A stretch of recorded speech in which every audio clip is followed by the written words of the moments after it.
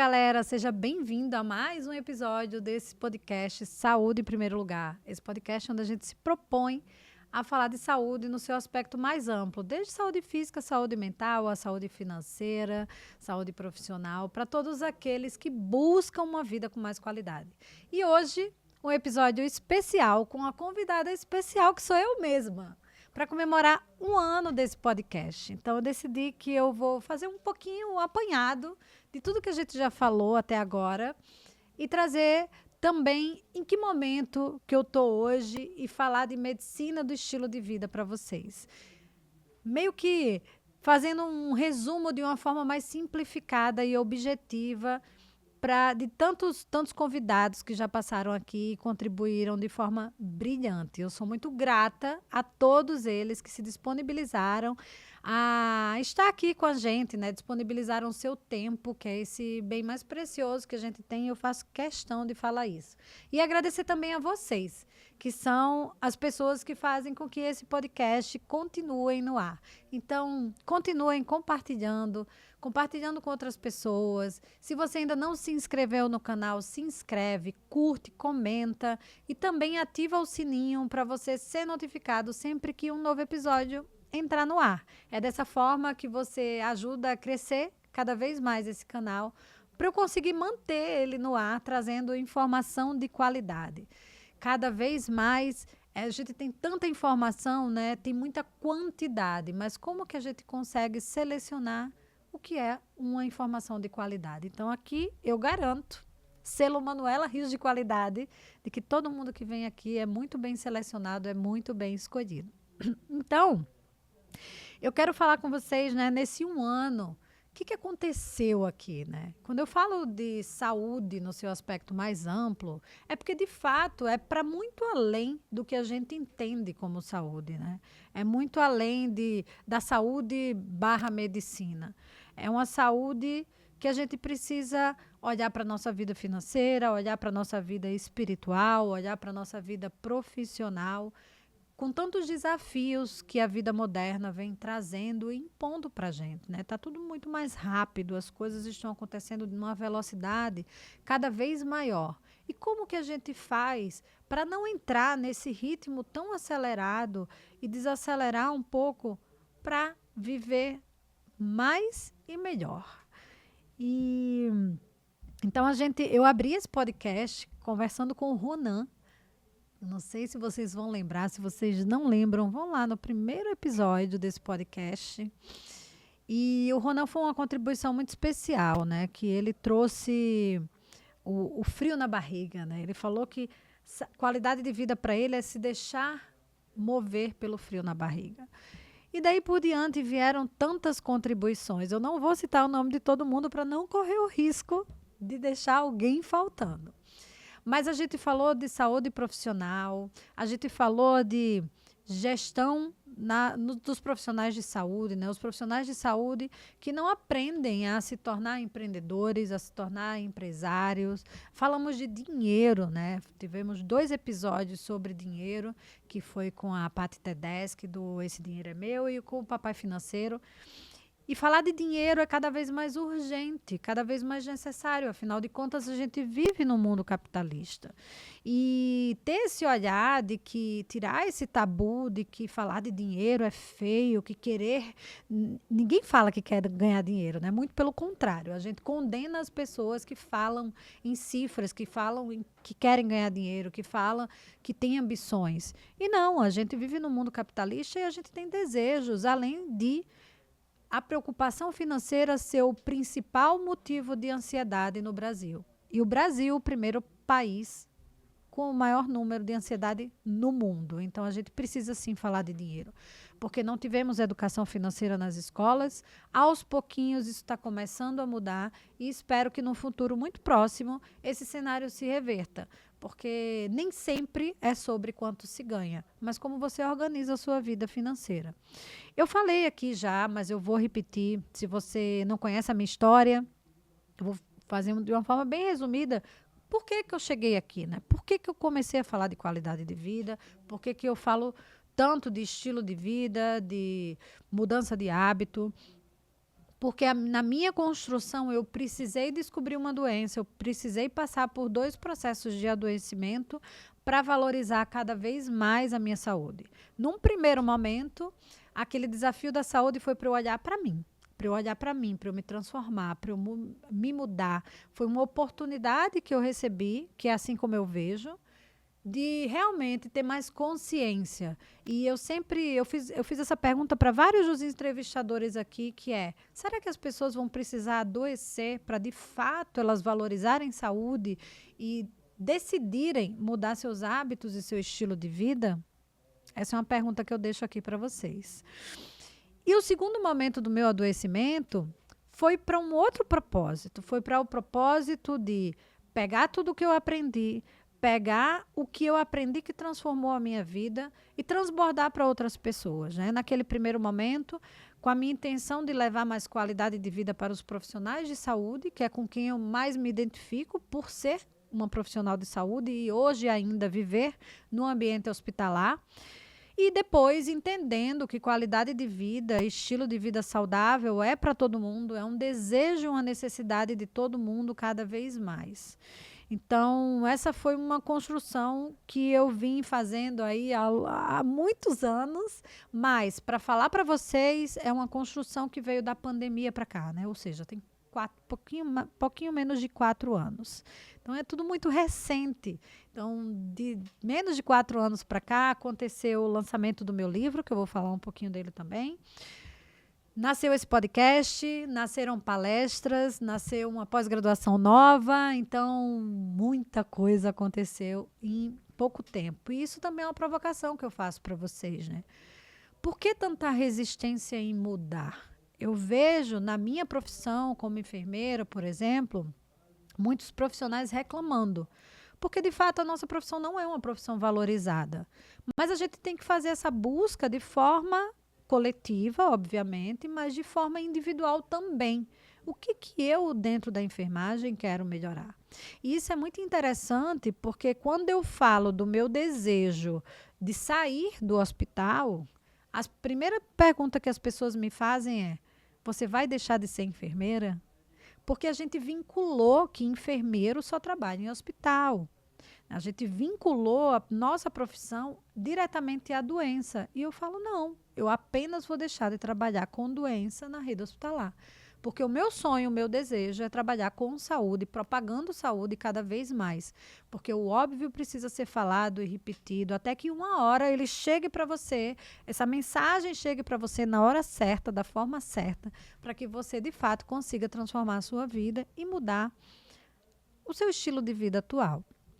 Então, eu acredito muito que a gente tem que sair desse modo reclamação, e aí eu falo para todo mundo, e mudar.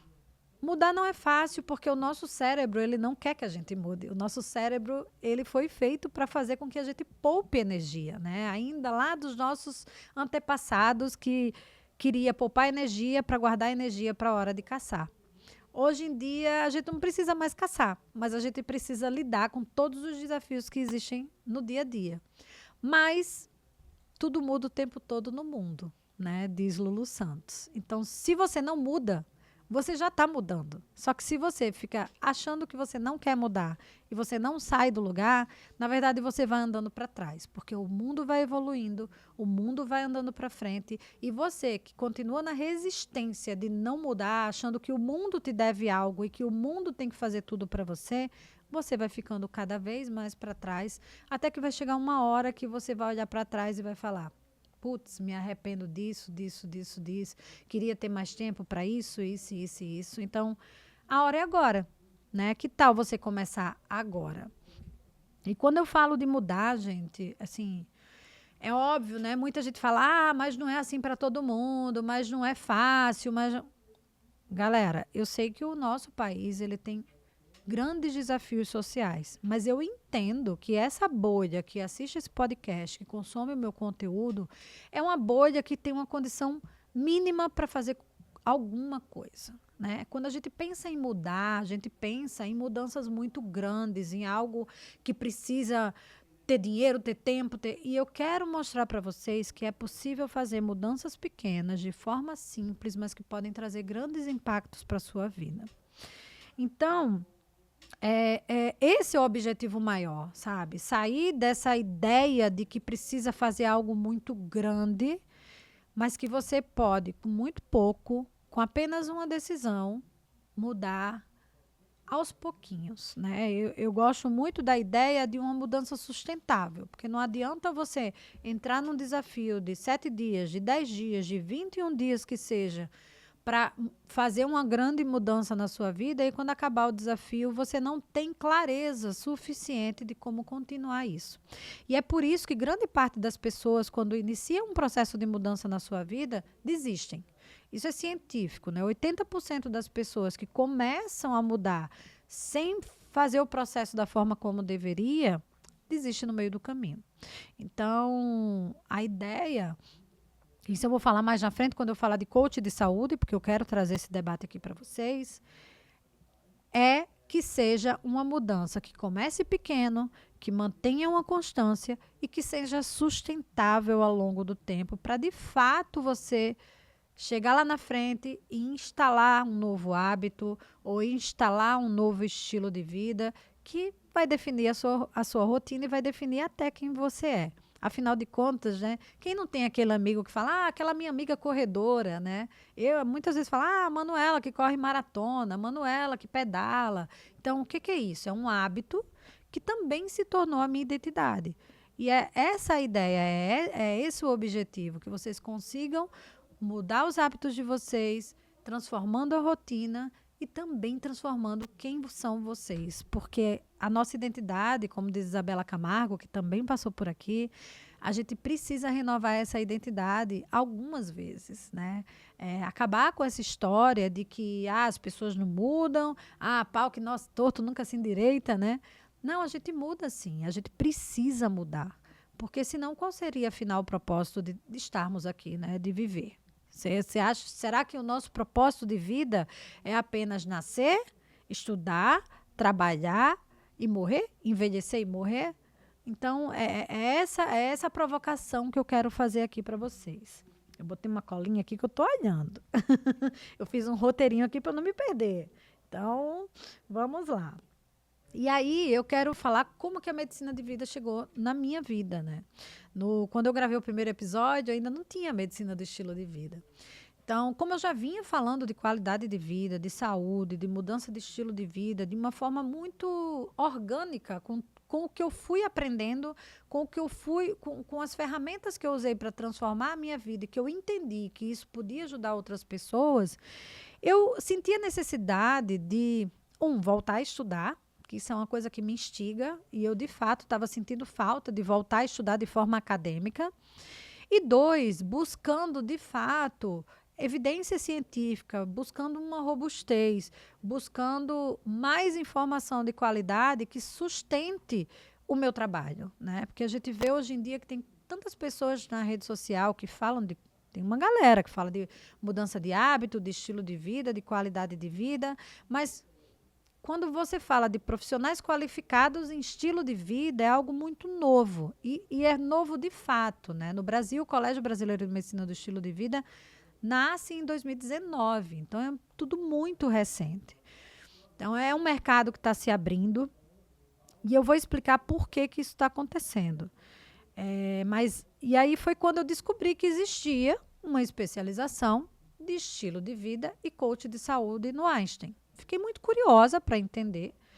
E aí, junto com uma outra amiga, falou, vamos fazer essa pós? Vamos. E para mim foi uma surpresa muito grande, uma surpresa boa, muito grande, porque é uma especialização multiprofissional, né, de profissionais de saúde, exclusivamente para profissionais de saúde, obviamente. E ali tem enfermeiras, tem fisioterapeuta, tem nutricionista, tem educador físico, tem psicóloga, e a maioria são médicos. E para mim, o que chamou a atenção para mim é que são médicos buscando ressignificar a profissão. Porque a medicina que vem sendo praticada por eles não vem fazendo mais sentido. Por quê? A exigência de plano de saúde de que você atenda a uma quantidade X, então é isso que faz com que o atendimento seja cada vez mais curto. Essa medicina exclusivamente, majoritariamente prescritiva, de prescrever remédio e exame. Então, muitos profissionais buscaram estilo de vida, medicina do estilo de vida, para realmente buscar um novo significado para a sua profissão, né? E, obviamente, isso se estende a todas as outras profissões, mas me chamou a atenção a grande quantidade de médicos. Isso para mostrar para vocês, gente, que a medicina, quando eu falo a medicina, eu falo de todas as profissões da saúde, é uma área que vem passando por uma transformação muito grande. Muitos não acreditam, muitos acham que vai continuar do jeito que está, mas quem já está apostando nessas mudanças está bebendo água limpa. Então, aqui fica também uma provocação. Se você é profissional de saúde e você acha que a sua profissão não vai passar por mudanças grandes, cuidado, você pode ser pego de surpresa, né? Então, já é um convite para você olhar para novas possibilidades. Profissionais de enfermagem, olhem para além do hospital. A enfermagem é muito maior do que apenas trabalhar na rede hospitalar, que cada vez menos valoriza o profissional de enfermagem, cada vez menos se paga, mesmo existindo uma lei. A gente sabe que a maioria das instituições não respeitam a lei.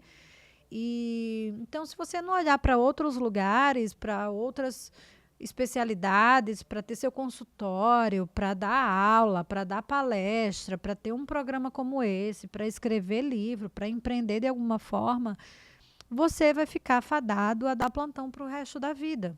E como eu ainda estou lá, eu sei o quanto que a maioria dos profissionais de enfermagem hoje estão insatisfeitos. Então, é um convite para você ir estudar outras coisas. Vai fazer um curso de empreendedorismo. Não precisa ser na área de saúde. Primeiro evento que eu fui de empreendedorismo, eu buguei a minha cabeça. Eu tive uma coisa que eu nunca tinha tido antes, eu tive crise de ansiedade. Porque era tudo muito novo, era um universo muito diferente. E quando a gente olha para universos diferentes, a gente expande a nossa mente, a gente cria, inclusive, várias novas sinapses, o nosso cérebro, ele se reinventa, né, quando você estuda novas coisas, sempre que você estuda novas coisas, o nosso cérebro, ele melhora a capacidade dele, inclusive de criatividade, de habilidade, de tudo. Então, se você não quer viver a sua vida dando plantão, busque olhar para outros lugares. Não percam tempo, porque a inteligência artificial está vindo aí. E a gente gravou um episódio sobre isso, e se você acha que vai demorar, você está bem enganado, né? Então, de novo, tudo muda o tempo todo no mundo. Então, por que você segue resistindo a essa mudança? Então, foi assim que a medicina do estilo de vida entrou na minha vida, né? Entrei nessa especialização, de novo, um novo universo se abriu na minha frente, novas possibilidades, novos aprendizados, e cada vez mais eu percebo o quanto que a medicina do estilo de vida é o voltar para o básico. A gente precisa, olhando para a saúde, voltar para o básico.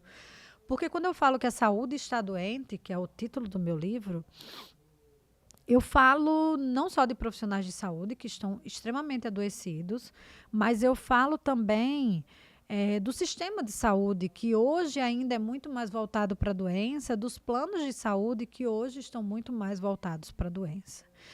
E quando eu falo que a medicina do futuro é voltar para o básico, né, é um paradoxo, é meio contraditório, mas é verdade, é porque o sistema de saúde ele não se sustenta mais. Na verdade, o sistema de doença não se sustenta mais de forma governamental, não se sustenta mais. Os planos de saúde, não à toa a gente vê planos de saúde descredenciando, né, pacientes crônicos que têm um alto custo de tratamento. Não à toa a gente vê planos de saúde se juntando com redes hospitalares para poder, né, uma coisa até que na minha cabeça é meio antiético, porque você vai pagar para quem te vende, né, basicamente. Mas a gente vem vendo acontecer aos nossos olhos essa mudança, porque é insustentável. Eu que trabalho no Hospital do SUS, cada vez mais a gente recebe pessoas que tinham plano de saúde e que tiveram que abandonar seus planos de saúde porque não tem mais capacidade de pagar seus planos. Então, o setor saúde, ele vem passando por uma transformação que pode ainda não ser visível aos seus olhos, mas que vai ter uma mudança que, para mim, é voltar para o básico. Quando eu falo que a medicina do estilo de vida é a medicina do futuro, é porque hoje a gente vive uma grande pandemia de maus hábitos. Como assim, Manuela? Do que você está falando? 75% das mortes que acontecem todos os anos são decorrentes de doenças que têm fatores de risco diretamente, majoritariamente associados a maus hábitos. As duas doenças que mais matam no mundo hoje são os infartos, né, os ataques cardíacos para o leigo, e os AVCs, que são os derrames. Essas duas doenças, óbvio que em alguns casos tem um componente genético, mas, gente, componente genético pode ter certeza que é a menor parte, a menor porcentagem. A maior parte dessas mortes ocorrem por negligenciar o seu estilo de vida. Então, que fatores de risco são esses, né?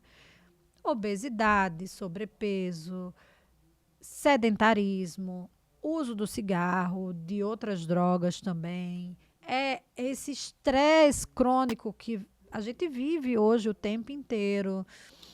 Então, a forma como a gente come, a gente se alimenta cada vez mais de pacotes e ultraprocessados, a gente se movimenta cada vez menos. Então, obesidade e sedentarismo é assunto de saúde pública, né? É uma urgência de saúde pública.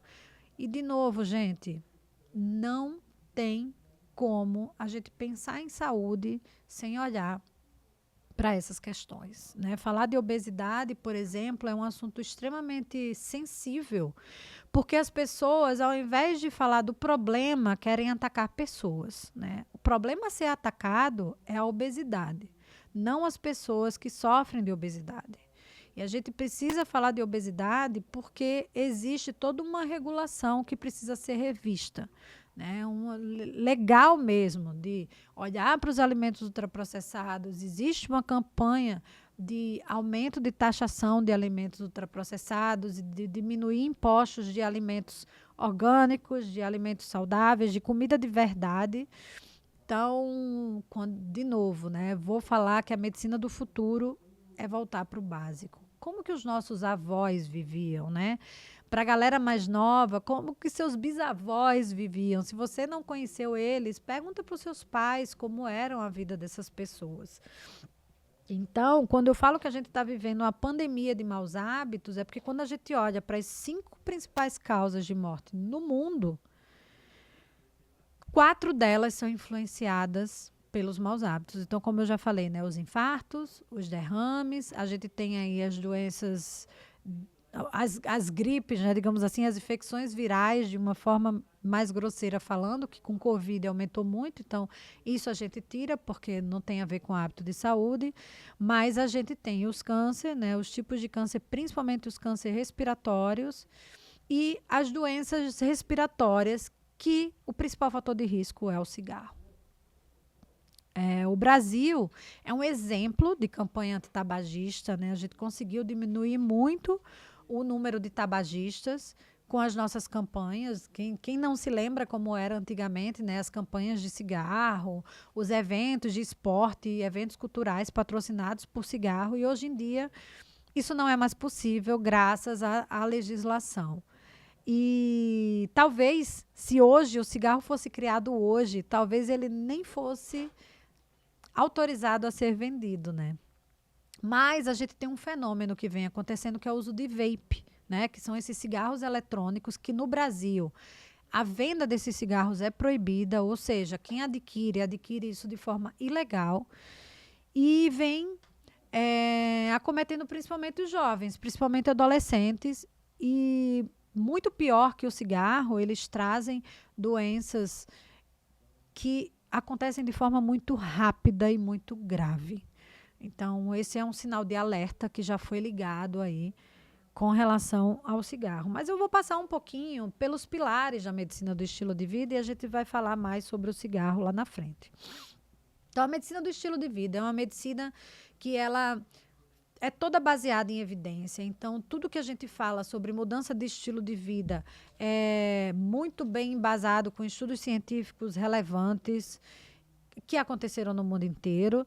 Então, a gente tem aí 6 pilares, né? Foram estabelecidos 6 pilares da medicina do estilo de vida. Eu vou falar muito brevemente sobre cada um, que é alimentação saudável. Quando a gente fala de alimentação saudável, a gente fala basicamente de comer mais frutas, verduras e legumes e comer menos ultraprocessados, que são presunto, salsicha, salames, mortadelas, né? Isso são ultraprocessados.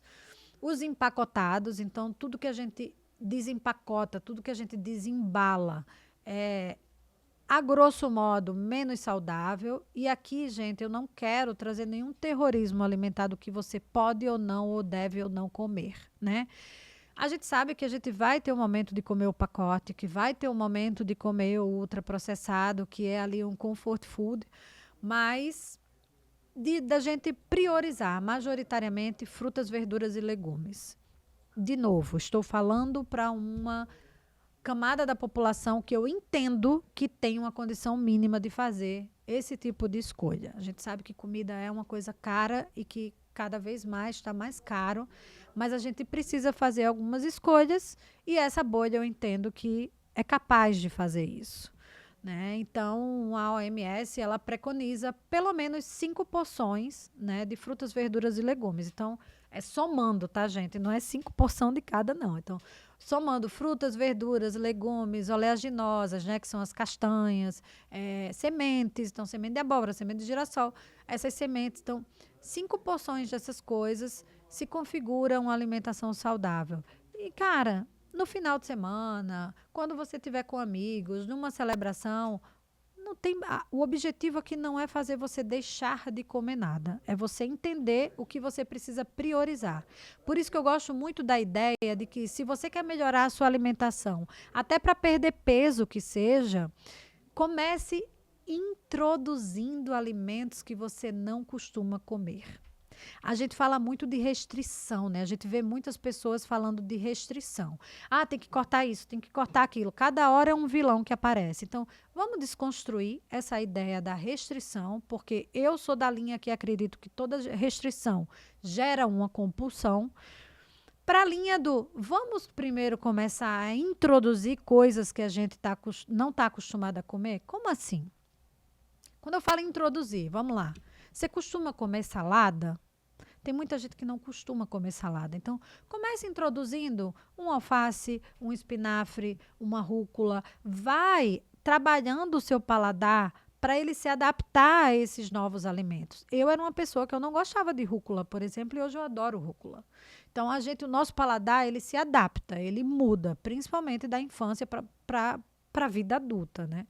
Então, quando você começa a introduzir essas coisas, até pelo fato de você começar a introduzir novas coisas, você começa a ter uma saciedade maior e você começa a diminuir o consumo de outras coisas que você gostaria de diminuir, como seja lá o que você quer diminuir. Eu nem vou enviesar aqui, mas, por exemplo, doces, que é uma coisa que é bem comum das pessoas irem na hora que a fome bate, né? Porque bate a fome e bate o desejo também.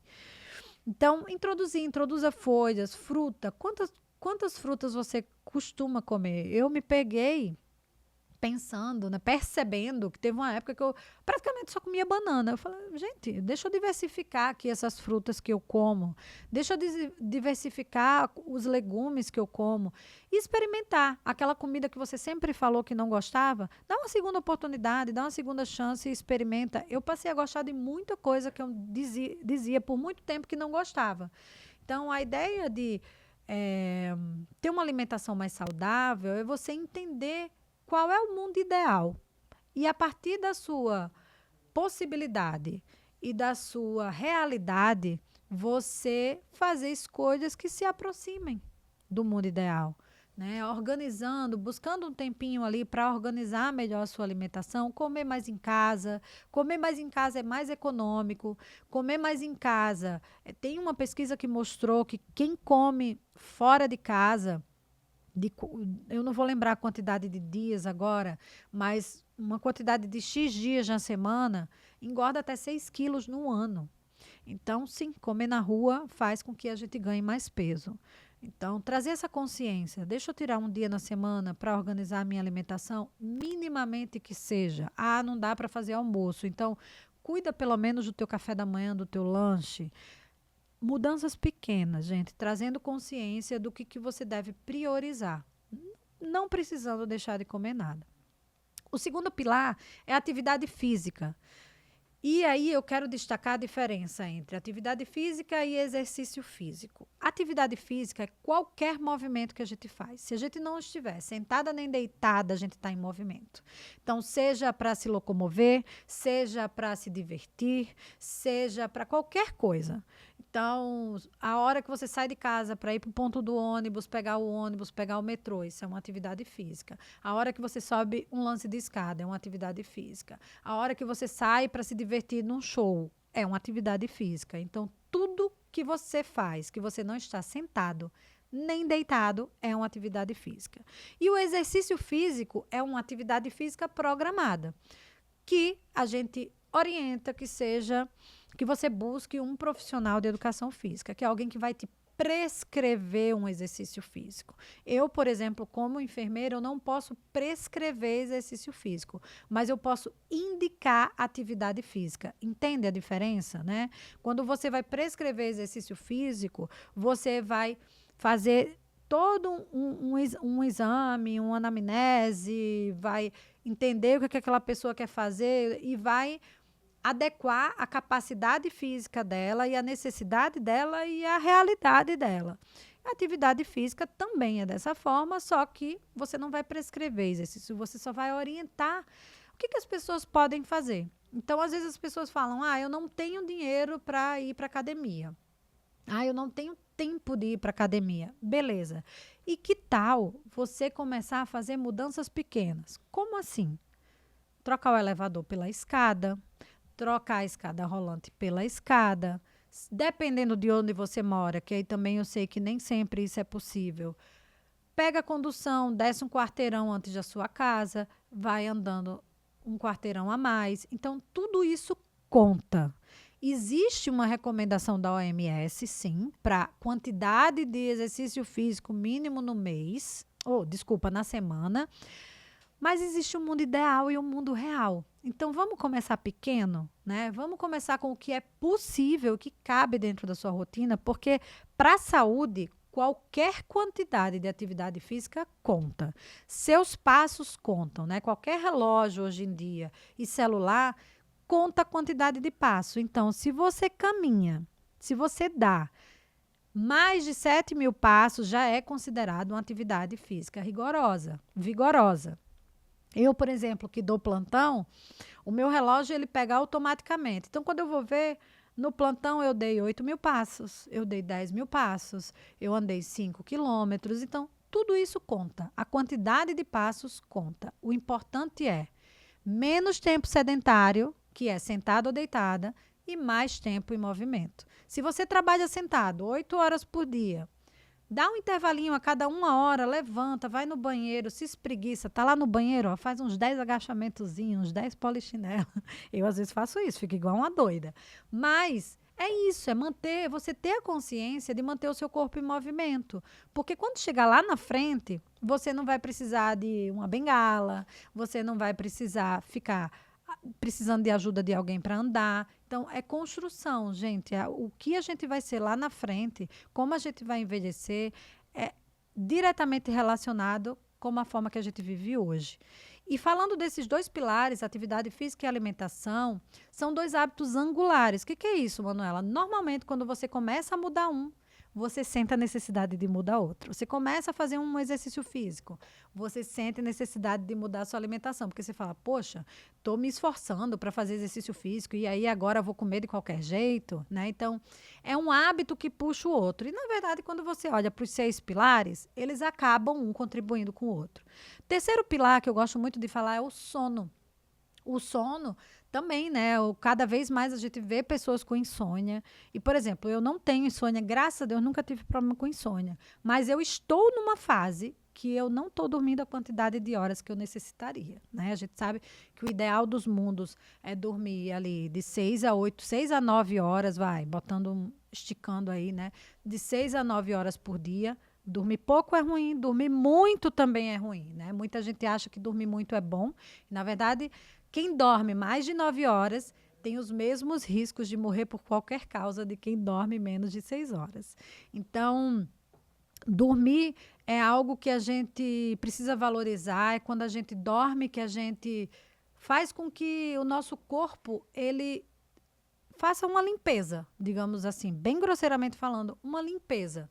É a hora que o nosso sistema nervoso central, né, que hoje já se sabe que durante o sono, o nosso sistema nervoso central, ele limpa todas as toxinas, inclusive as proteínas beta-amiloides, que estão diretamente ligadas com as demências e as doenças de Alzheimer. Então, há essa promoção de limpeza do sistema nervoso central, que é o sistema linfático, durante o sono. É durante o sono que a gente faz toda a consolidação cognitiva, ou seja, a gente consolida tudo que a gente guarda, tudo que a gente aprendeu durante o dia, reforçando a nossa memória. É onde a gente faz todo o nosso equilíbrio metabólico. Então, muita regulação hormonal acontece durante o sono, principalmente hormônio da fome, hormônio da saciedade, hormônio de crescimento, todos os hormônios sexuais são regulados durante o sono. Então, o sono cada vez mais tem sido estudado como peça-chave para uma vida com mais qualidade, né? Tomar medicação para dormir não vai resolver. Ali, a medicação para dormir, ela é uma ferramenta que a gente tem para um momento emergencial. Para um momento emergencial, enquanto você não consegue mudar os seus hábitos. E uma das coisas que afetam muito o sono da gente hoje é o uso de tela em excesso. Quem nunca foi dormir com o celular? Né? E aí a gente vai ali rolando a tela, liberando cada vez mais dopamina e a gente acaba deixando o sono de lado. E desde que a luz elétrica foi criada, realmente o nosso sono começou a ser interferido. Então, observem o sono de vocês. Se você tem a sensação de que você dorme, mas quando você acorda você ainda está cansada, isso é um sinal de que talvez você não esteja tendo a qualidade de sono necessária. Isso é muito comum em pessoas que tomam muito café, por exemplo, que falam, não, o café não afeta o meu sono, eu deito e durmo. Mas, às vezes, ele afeta a qualidade do seu sono, né? A arquitetura do seu sono, que é todo esse processo de passar do sono leve para o sono REM, para o sono profundo, e a gente passa por esses ciclos de sono, ali em média de 4 a 5 vezes durante uma noite. Então, não trabalhe enquanto eles dormem, durma enquanto eles trabalham. O quarto pilar, né, é o pilar da gestão de estresse, gerenciamento de estresse, esse grande vilão do mundo moderno. Na verdade, o estresse, ele é algo benéfico, né? Ele é fisiológico do nosso corpo, porque o estresse, ele precisa acontecer para que a gente entre em ação. Na época lá dos caçadores, o estresse era o que ativava o sistema de luta e fuga para poder caçar e fugir dos perigos, né, da caça. E o estresse, ele é quem faz a gente agir, é quem faz a gente entrar em movimento.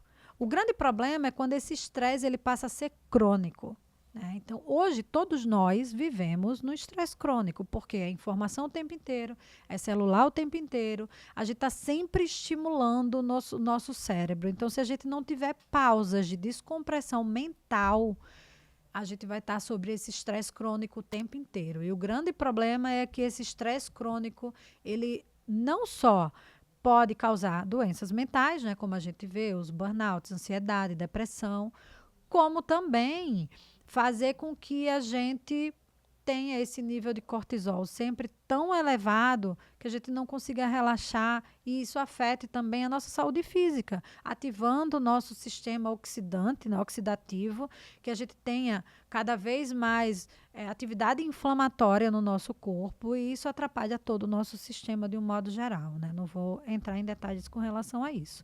Mas então o conselho que eu dou é: busque pausas. Ah, Manuela, não tenho tempo. De novo, gente, muita gente fala, fico 1 a 2 horas no transporte público para ir para o trabalho. Então, esse momento que você está no transporte público, que tal você colocar um fone de ouvido, colocar num aplicativo de meditação ou uma música relaxante que seja, fecha os olhos, traz a consciência para a sua respiração, toma a consciência da sua respiração, que é algo que a gente esquece. Respirar fundo ativa o nosso sistema parasimpático, que é o sistema de relaxamento. Então, lembra que você tem isso aqui com você, que não custa dinheiro, que não custa tempo, que é só você lembrar. Eu preciso respirar.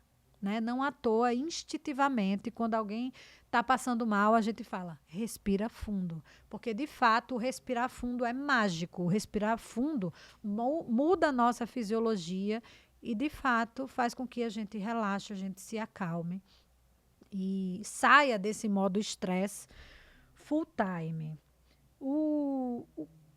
Falei de alimentação, atividade física, sono, gestão de estresse. Vamos falar sobre controle de substâncias tóxicas, né? Quando a gente fala de substâncias tóxicas, a gente fala de álcool, de cigarro, de drogas lícitas, que são, por exemplo, as medicações, e de drogas ilícitas.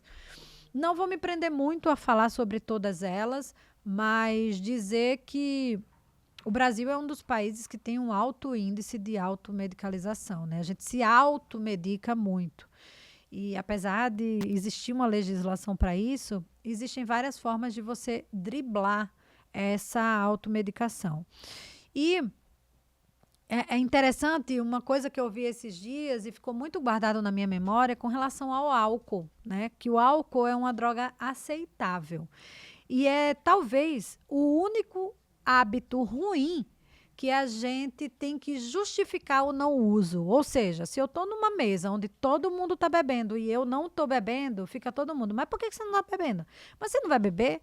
Mas por que você não vai beber? Então você se transforma na pessoa esquisita da mesa. Inclusive, é muito interessante isso, porque hoje em dia eu bebo cada vez menos e eu tenho amigas que não me chamam mais para sair pelo simples fato de não ser a pessoa que vai encher a cara durante a noite, ou enfim, numa festa, o que seja.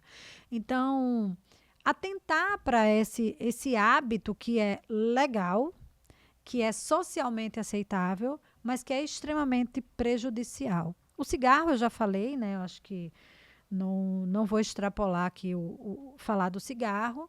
E as outras drogas ilícitas que a gente precisa cada vez mais buscar ajuda especializada para quem precisa e acolher essas pessoas, né? Não é apenas ter força de vontade, não é querer abandonar quando quiser. A gente sabe que é muito mais complexo e a gente tem um sistema de saúde hoje que não está preparado para atender essas pessoas. A gente vê alguns profissionais extremamente capacitados, mas no mundo privado e que custa caro, mas na forma do SUS, digamos assim, e os profissionais de modo geral não estão preparados a lidar com pessoas que sofrem de adicção de drogas, né? E o último pilar, que é o pilar das conexões. Quando eu falo de conexões, eu falo tanto de conexões pessoais, né? As nossas relações, sejam elas relações pessoais de um modo geral, seja com amigo, família, no trabalho, como a conexão espiritual através da espiritualidade, independente de religião. Pode ser através de uma religião ou não, contanto que você cultive a sua espiritualidade de alguma forma. Então, esses 6 pilares são pilares que são muito cheios de evidências científicas do impacto que eles têm na nossa qualidade de vida, na nossa longevidade saudável. Né? Porque quando a gente fala de longevidade, parece óbvio que a gente está falando de saúde, mas não é. Porque a gente normalizou envelhecer doente. E aí tem um conceito, tem muitos conceitos em inglês, né, que acabam virando moda, mas hoje em dia se fala muito em health span, que é justamente o tempo que você tem com saúde. Por quê? Porque enquanto a gente tem uma expectativa de vida no Brasil hoje de, em média, 75 anos, esse health span, ou seja, esse tempo que a gente vive com saúde, é, em média, 10 anos a menos. Ou seja, se a gente tem uma expectativa de mais ou menos 75 anos, a gente tem uma expectativa de vida com saúde de 65 anos. Uma expectativa de vida sem nenhuma doença crônica ou sem nenhuma incapacidade. A maioria dos nossos idosos, eles têm alguma incapacidade, seja física, seja cognitiva, que acaba tendo um alto grau de dependência, né, de outra pessoa, seja um familiar, seja um cuidador. E a estatística para o Brasil, ela é bem preocupante com relação ao Alzheimer, por exemplo, onde tem uma expectativa de que 50% da população brasileira irá ser acometida pelo Alzheimer se não mudar seu estilo de vida hoje. E a outra metade cuidará das pessoas que terão Alzheimer. Então, a gente precisa olhar para essa longevidade saudável que a gente tanto almeja. Eu tenho certeza que todo mundo aqui quer ter uma longevidade saudável, mas a hora de mudar é agora, né? E por que as pessoas não mudam? De novo, né? O nosso cérebro, ele não quer mudar. E eu, sim, acredito que talvez eu não vou dizer o único, né? Porque seria muita pretensão da minha parte, mas o maior motivo da gente, de fato, mudar de vida seja quando a gente é acometido por uma doença ou quando alguém muito próximo a gente passa por um processo de doença ou quando a gente perde alguém muito próximo. Mas se você tem saúde hoje, escolha fazer essas pequenas mudanças, escolha começar pequeno, escolha fazer alguma coisa por você, né? Porque a gente sabe que é uma loucura isso que a gente vive, de empresas que exigem que você trabalhe cada vez mais. Com a história do remoto, não se tem mais hora para parar de trabalhar, porque o WhatsApp e e-mail funcionam full time. Então, busque o que você consegue fazer hoje dentro da sua realidade, né? Porque a gente normalizou o que é comum, mas não é normal, né?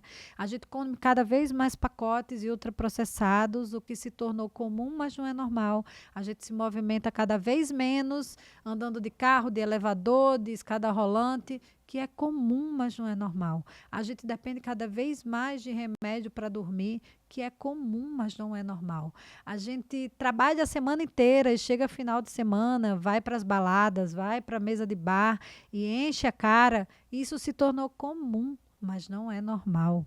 A gente vive estressado, vive no mundo, né? Ah, tô na correria. Se romantizou a correria, se romantizou seu workaholic. Isso é comum, mas não é normal.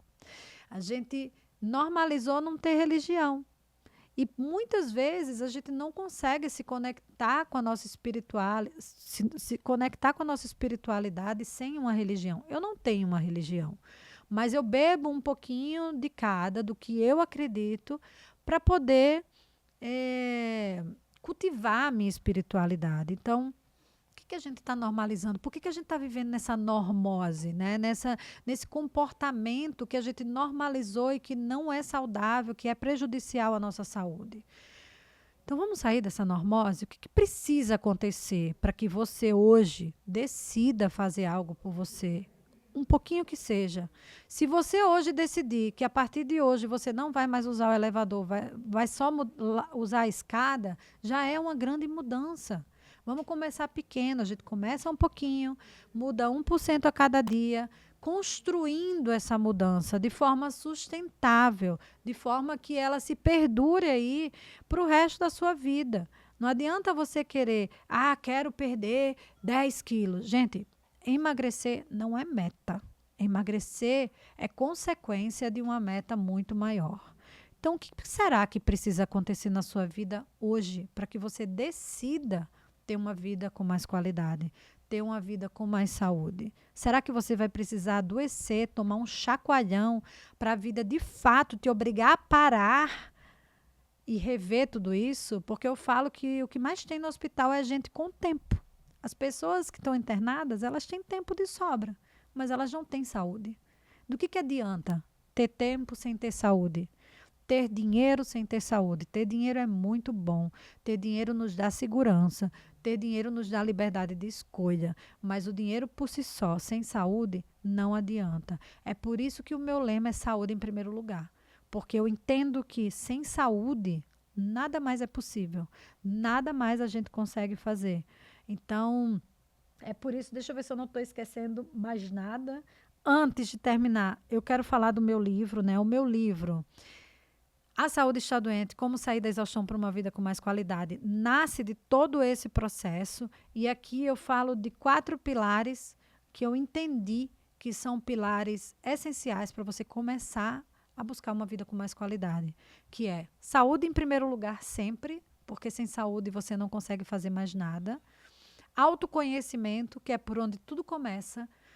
Se você não souber quem você é, se você não souber os seus valores, não tiver muito claro os seus valores, para você dizer não para nada, para tudo que não estiver alinhado com os seus valores, para você não ter clareza de onde você quer chegar, você também não vai a lugar nenhum. E tempo e dinheiro, que é o que as pessoas mais buscam hoje, mais desejam e mais almejam hoje. Então, esse livro ele dá dicas simples, de forma fácil, a como você pode começar hoje a mudar o seu estilo de vida. Então, todo esse projeto, tanto o meu livro como esse podcast, nasce de um desejo, de uma vontade, de uma urgência de entender que as pessoas precisam, quanto mais rápido, melhor, criar consciência de que precisam mudar seu estilo de vida se vocês querem ter uma vida não só longeva, mas com saúde, com autonomia, podendo fazer as coisas que você deseja. Porque, como diz Elizabeth Blackburn, Prêmio Nobel de Medicina, que inclusive é a frase da orelha do meu livro, não é sobre o tempo que vai durar a sua vida, mas sobre o tempo que vai durar a sua saúde. Então, é dessa forma que eu encerro esse episódio de comemoração de 1 ano desse podcast, que é um projeto que eu tenho muito carinho, que eu faço com muito apreço, com muito cuidado. Não é qualquer pessoa que eu trago para sentar nessa cadeira aqui. Quem me conhece sabe que eu sou bem chatinha com relação a isso. Então, eu não trago aqui pessoas para falar de coisas que eu não acredito. Eu não trago aqui qualquer pessoa só para fazer volume. Eu escolho a dedo quem vai sentar nessa mesa para ter certeza de que o que ela vai falar está alinhado com o que eu acredito. E o que eu acredito é que a gente pode começar pequeno, tomando pequenas decisões para mudar nosso estilo de vida, para melhorar nossa saúde, para viver mais e melhor, porque a gente está aqui para um propósito. A gente não está aqui só para viver, estudar, crescer, trabalhar, envelhecer e morrer. Então, qual é o seu propósito hoje? Que decisão você vai tomar a partir desse podcast, a partir desse episódio, para ter uma vida com mais qualidade? Aproveita e coloca aqui nos comentários que decisão vai ser essa. Eu estou curiosa para saber. Então é isso. Com isso, eu encerro esse episódio de hoje. Espero daqui a 1 ano voltar com mais um episódio especial para contar as novidades. E se você ainda não se inscreveu nesse canal, se inscreve, curte, comenta, compartilha e ativa o sininho para você ser notificado quando os novos episódios forem ao ar. Até o próximo episódio.